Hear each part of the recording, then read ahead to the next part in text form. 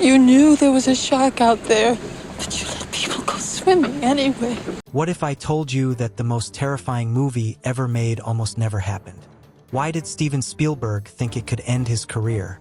Isn't it interesting how the most frightening moments often arise from surprise, completely unplanned and unexpected? In honor of the 50-year celebration, here are 10 incredible and jaw-dropping facts about Jaws. First, let's talk about the mechanical shark that nearly derailed the entire production. Fact number 1. The shark was never supposed to be invisible. Imagine this. You're just 26 years old, stepping into the daunting realm of directing your first major film, and your centerpiece colossal mechanical shark decides to flop spectacularly. This was the shocking reality that confronted Steven Spielberg while making Jaws. Known as Bruce, a nod to Spielberg's lawyer, the shark was meant to steal the show in every frame. However, the unforgiving saltwater wreaked havoc on its intricate mechanics, causing it to sink, malfunction, or simply halt at the worst moments. With a broken beast on his hands, Spielberg had no choice but to go into damage control mode. Those chilling scenes featuring only a glimmering fin or a haunting barrel bobbing in the vast ocean were born from sheer desperation. These moments transformed Jaws into a masterclass of suspense, where what remains unseen is far more terrifying than any creature shown on screen. But the problems didn't stop there. The disastrous shark debacle was merely the tip of the iceberg for Universal Studios. What transpired next sent shockwaves through the company, teetering on the edge of bankruptcy, and igniting a fury among the executives that would echo through Hollywood. Buckle up. This is just the beginning of a wild ride into cinematic chaos. Fact number 2. It almost bankrupted Universal. Just 55 days. That's all Jaws was meant to take a brisk summer shoot designed to reel in quick profits. But what unfolded was a staggering 159 days of turmoil and pandemonium. The budget ballooned from $4 million to a jaw-dropping $9 million, akin to skyrocketing from $20 million to $45 million by today's standards. Every morning, Universal executives would bombard Spielberg with frantic calls, their voices laced with panic over spiraling costs. Crew members resorted to sleeping on the beach, unable to afford accommodations, while studio heads hovered like vultures, prepared to pull the plug and cut their losses. Spielberg later confessed to waking in cold sweats, the weight of the world on his shoulders, as he realized that hundreds of jobs and the trajectory of his career teetered on the edge of disaster every single day. But amidst the chaos, something unsettling occurred during filming an incident that was so dangerous, so terrifyingly genuine, it nearly made it into the final cut of the movie. When you discover what actually happened to the stuntman in those treacherous waters, you'll be left questioning the thin line between cinema and reality. Fact number 3. Real shark attack footage almost made the final cut. This is where it gets truly wild. While filming off the coast of Martha's Vineyard, an unexpected visitor made an appearance, a real great white shark. The crew had a stuntman safely secured in a shark cage for what was meant to be a controlled scene. But then, out of nowhere, this massive predator showed up and launched a fierce assault on the cage. Astonishingly, the cameras remained rolling. The stuntman narrowly escaped with his life, and what emerged was footage so raw and vividly real that it sent shivers down the spine of director Steven Spielberg. He found it so gripping, in fact, that he considered including it in the final cut. However, there was a catch. It looked far too genuine. There was no way audiences would be able to accept it as mere film fiction. In a bold, creative decision, Spielberg decided to incorporate bits of the actual shark attack footage, but he cleverly edited out the stuntman, making it appear as if the shark were demolishing an empty cage. Now, speaking of challenges that seemed insurmountable, Spielberg was haunted by the fear that this film could spell the end of his career before it truly began. And the reason behind this anxious worry? Prepare to be shocked. Fact number 4. Spielberg thought it would end his career. At just 26, Steven Spielberg was still a kid in the film industry, and those around him made sure he felt every bit of his inexperience. The studio executives labeled him as reckless and questioned whether he was in over his head. Quietly, they placed bets on whether he could even finish the film he was directing. In a candid moment, Spielberg reflected, "Every night, I went to bed fearing this would be my first and last film. I imagined myself directing TV episodes for the rest of my life. The weight of expectations bore down on him. Anxiety began to manifest in the form of panic attacks. He often found himself staring out from his hotel room, the vast ocean before him, consumed by the haunting thought that he might irrevocably ruin his future in filmmaking. But wait, the story doesn't end there. When John Williams debuted the iconic theme song, Spielberg's reaction was nothing short of astonishing, completely defying expectations. What happened next changed everything. Fact number 5. The theme song was almost rejected. Just 2 notes that would echo through time and instill fear in the hearts of generations. When John Williams first approached the piano and struck those seemingly simplistic notes, Steven Spielberg burst into laughter. He couldn't fathom that such a minimalist theme could capture the essence of terror. Is that it? Just 2 notes for the shark? You must be joking. But Williams stood firm, insisting, "This isn't merely music, Steven. This is the heartbeat of the shark. This is the sound of relentless, mechanical death lurking beneath the waves." What followed is a near miss.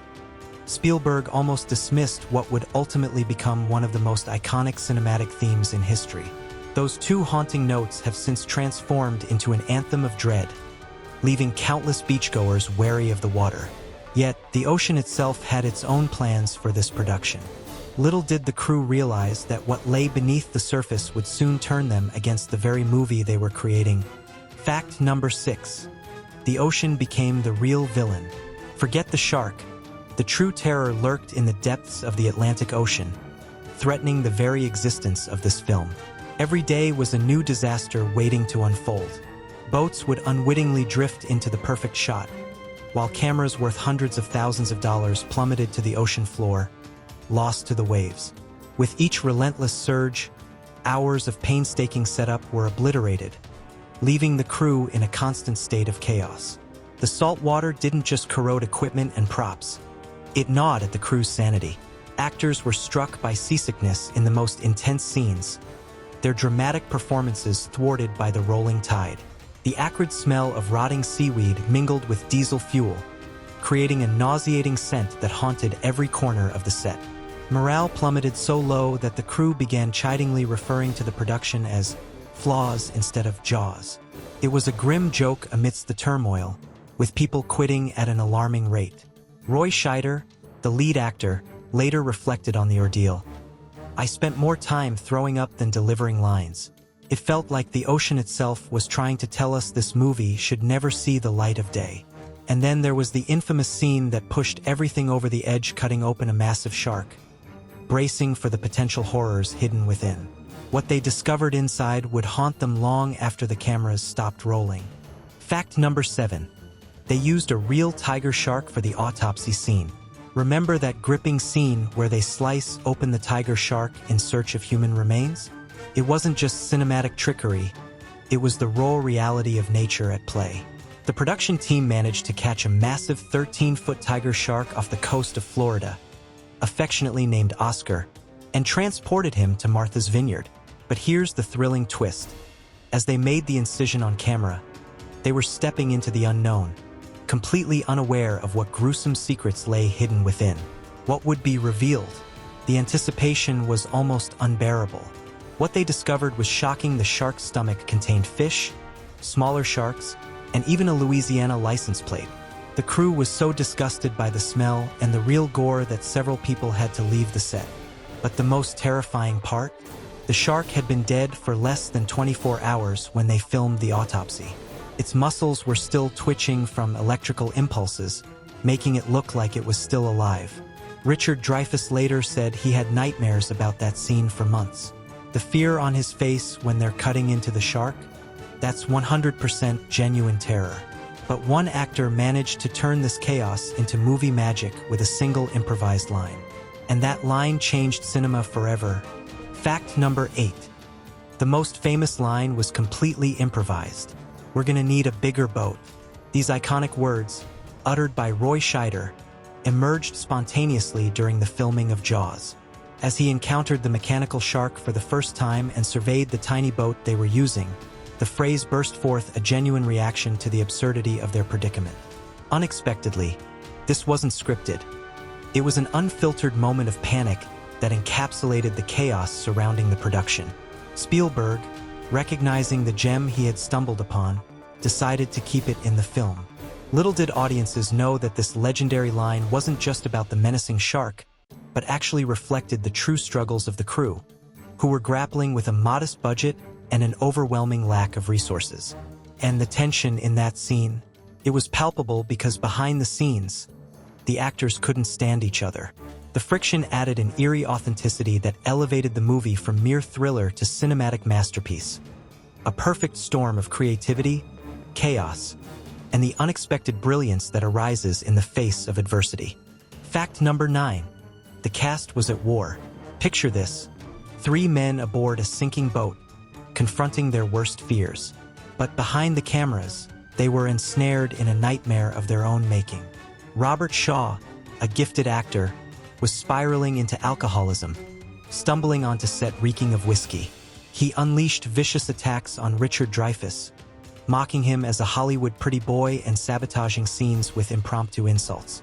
Dreyfuss later admitted he was so frightened by Shaw that he faced panic attacks before filming. Shaw's drinking not only fueled his rage, but also clouded his memory. He often forgot entire pages of dialogue, exploding in fury when corrected. The situation reached a boiling point during the Indianapolis speech rehearsal when Shaw, completely intoxicated, grabbed Dreyfuss by the throat and roared, "You think you know terror? I lived through hell." It took Roy Scheider's physical intervention to separate them, leaving the crew in stunned silence. Spielberg contemplated firing Shaw that day. Then, in a stunning turnaround, the next morning Shaw arrived sober and delivered the Indianapolis speech in a single powerful take. The emotion in his voice and the haunted look in his eyes was not just acting, it was a man bearing his soul, wrestling with his own demons. Dreyfuss later reflected, "I wasn't watching Quint tell that story. I was witnessing Robert Shaw confess his own nightmares." That monologue became legendary in film history and was delivered by a man on the brink. Yet, the turbulence of Shaw's struggles was just a glimpse of the chaos that this production would ultimately unleash on the film industry. Fact number 10. Jaws created the modern blockbuster. Before Jaws splashed onto the screen, summer was a graveyard for films. Studios relegated their least appealing offerings to June, July, and August, convinced audiences would rather bask in the sun or take vacations than sit in a dark theater. Then Universal took a daring leap of faith. They released Jaws not only in the summer but also accompanied it with the most ambitious marketing campaign in cinematic history: TV ads, a flood of merchandise, and a nationwide rollout that left no stone unturned. The result? A phenomenon that exceeded all expectations. Jaws raked in an astonishing $470 million worldwide, clinching the title of the highest-grossing film of all time. But its impact reached far beyond box office numbers. It fundamentally transformed the summer movie landscape. No longer a dumping ground for lackluster films, summer became the prime season for blockbusters, setting the stage for iconic releases like Star Wars and Marvel's cinematic universe. Steven Spielberg didn't just revive his career. He inadvertently redefined the entire movie industry, forever changing how films are marketed and enjoyed. Jaws didn't just create a monster. It sparked a revolution, ushering in the age of the summer blockbuster that we know today. The next time you immerse yourself in the chilling depths of Jaws, keep this in mind. Each terrifying moment emerged from a whirlwind of chaos. Every unforgettable scene was born from an accident, and every heart-stopping second was crafted by a young director, just 26, who feared he was on the brink of destroying his career. And that malfunctioning mechanical shark that nearly sank everything? It became the catalyst for Spielberg's transformation into the master of suspense we revere today. Sometimes, the most incredible art is forged in the crucible of disaster. Jaws is a testament to the idea that even when chaos reigns supreme, extraordinary magic can unfold. For more behind-the-scenes truths from Hollywood, subscribe to Hollywood Unforgotten. Trust me, this is only the beginning of a thrilling journey.